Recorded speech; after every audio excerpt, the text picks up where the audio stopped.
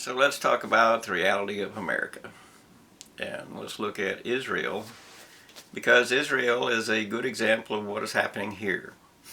After World War II, the Israelis that were in America gained money from the war, from rebuilding. And they bought property in Palestine by creating a corporation that was run by Palestinians, looked like Palestinians, was there in Palestine, and had no connection to them that they could be easily found. And so they actually bought the entire nation that they claim now as Israel. And after 30 years or so, people needed roofs and what have you, and so they just sold to this corporation because it was the easy way. It's kind of like reverse mortgage today, in real terms.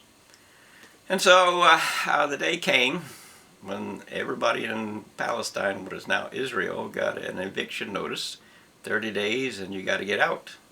They did not understand until the boats started pulling in with tanks and men with weapons and machine guns and things took over and threw them out and made them poor. But of course, that's exactly what the war with Israel was prior to that, when they threw Israel out. Those people have been fighting with each other for 5,000 years or more. One trying to throw the other out all the time. And they need to resolve it by simply creating a battleground. All the people who hate need to go out, line up on one side or the other with weapons of the axes and swords or whatever it is, no bullets. And whoever wants to resolve their differences can come out, and whoever doesn't can die. It's that simple. There's no reason for them to continue to tear down everything else that people build. It's hate, not people, that cause these things. So anyway, the reality is that we need to do so many different things. Medical is one of those things that we need to do. We cannot afford to pay for things we cannot afford to pay for. You can't just say let the children pay.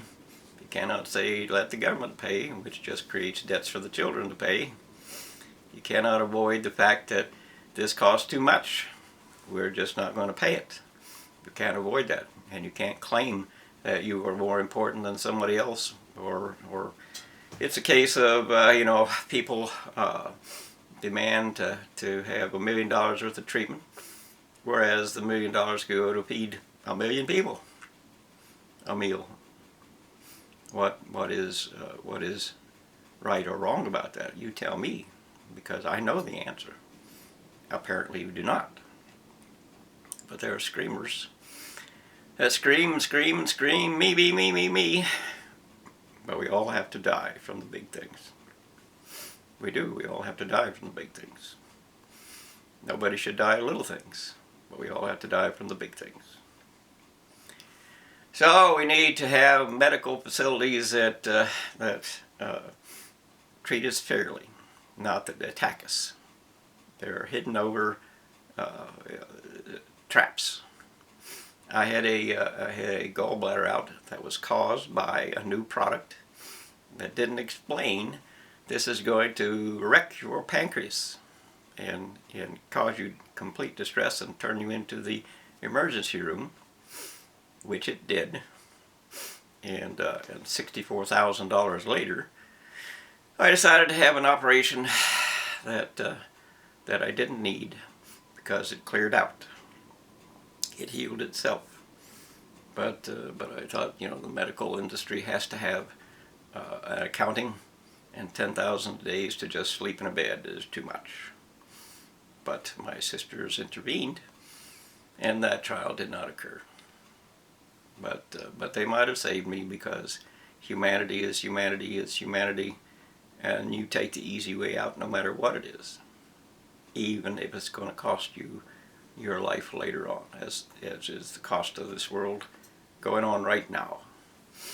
But I also had a plate, and I broke a small bone in my leg, And that was an extra $66,000 to put 8 screws in and a plate on a small bone called a fibula. And they didn't quit there. I had to say to them, even though I made a decision, to hell with it, I had to make another decision. You've gone too far and we're going to have to fight. So they didn't like that. And the lawyers came, but they went away when I told them to take me to court. This is too much. And the doctors came as well, saying, we haven't been paid. But that was $66,000 later, and said, it ain't me that didn't pay you. So it's the administration of hospitals that are taking the money, and it is the universities that are taking money for a claim of education that doesn't exist. There's no reason why it takes so long. The only reason is they control the competition by taking so long, and they collect as much money as they can, and it creates slavery out of doctors. You have to do this, you have to do this, you have to do this, and then of course they get upset. And they take it out on us somewhat, if they can, but they can't because the hospital administration takes care of that. So what we need to do is follow the money and get rid of the hospital administration and go back to public hospitals. In other words, they owe us money. We'll just take the hospitals instead. That's just how it is. And let the private practice be strictly between, patient and doctor and so on. We can bid that work. And we need all the information we can find to help ensure that we get the best treatment possible, because everybody makes mistakes. Everybody. Doctors included. And you don't get to just hide from the fact that you might need something. You can't believe your way out of something. You have to accept what is true. But what is true isn't necessarily what the doctor says. And what is true is not necessarily what you believe. These are things that have to be dealt with. Hospice is a program. My dad had hospice. Their claim is that they're here to keep them alive. But that isn't the point. The point is he was dying, and they should have been here to help him die. And that's the same is true at the nursing home. Should have been there to die. Not to live, to die. Because that's how life is. And if nobody dies, nobody lives.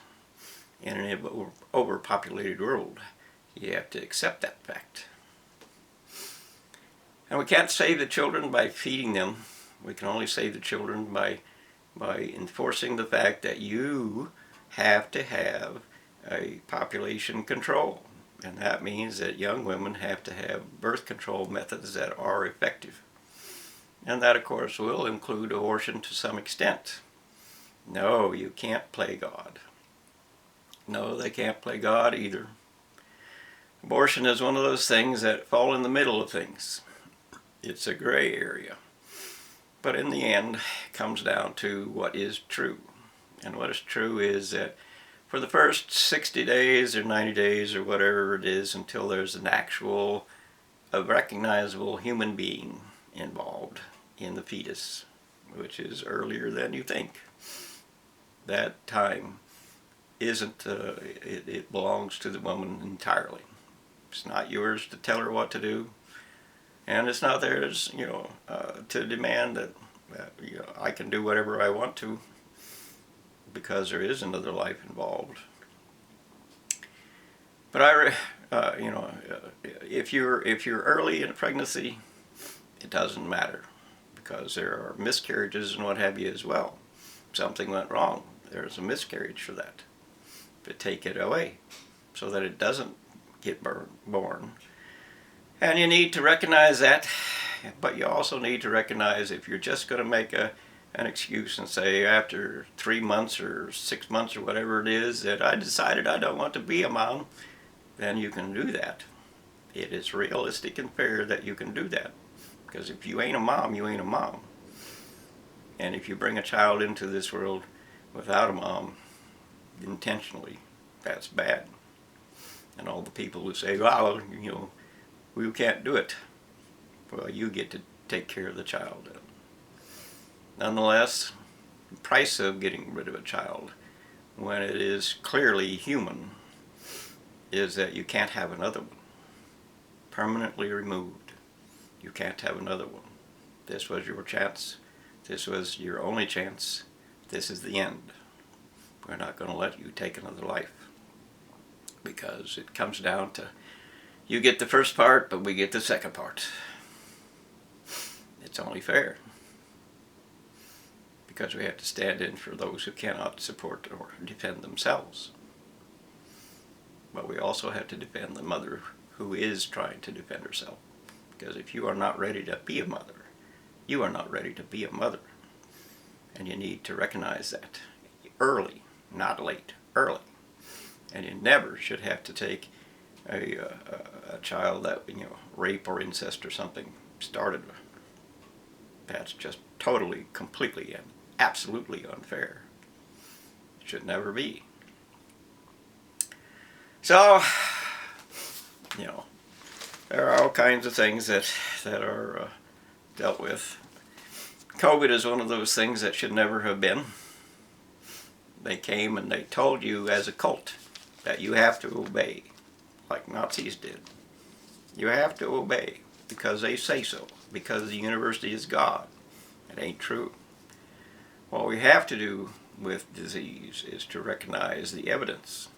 And the evidence is not what they present us with, as COVID was a clear case of destroy the evidence and pretend that they know.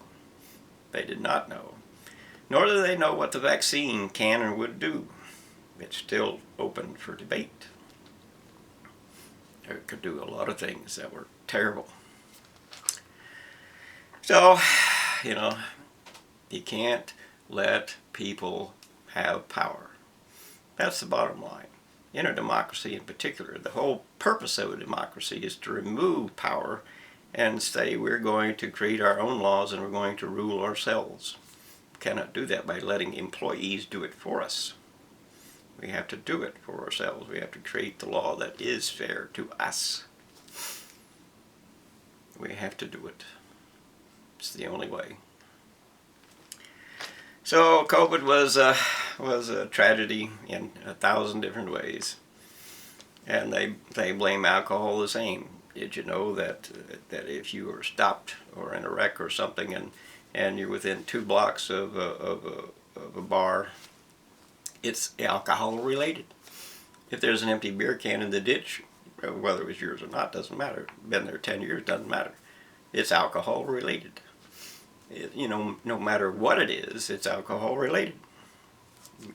Because they lie, they cheat, they steal, they do everything they can to avoid the truth. Because that's what power does. And pride says, I win, because I made you do what I wanted you to do. Pride is a tragedy as well. As is want, which is the maker of all beliefs. If you don't want something, you don't believe. If you don't want something, you don't do it. If you don't want to hide something, you don't do that either. Lies are based upon want. So if we remove the want, we remove the lies. It is that simple.